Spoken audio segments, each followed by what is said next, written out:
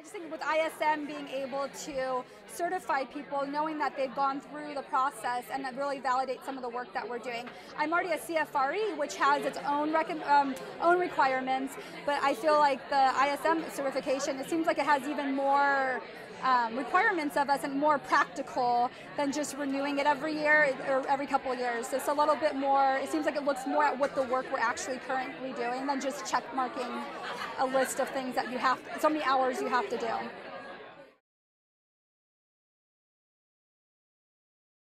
So my first step, my first goal, part of the action plan was to do a donor event in the fall.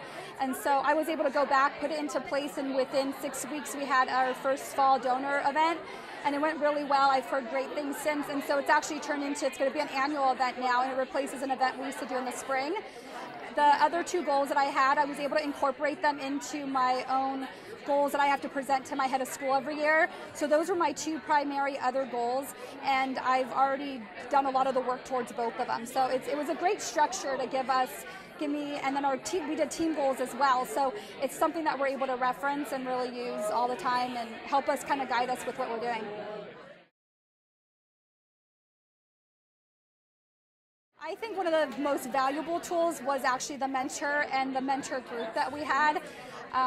Michael Christopher was my mentor, and we probably at least once a month, someone from our group is emailing a question. We all kind of stay together on a group, and so we're constantly using each other as a resource.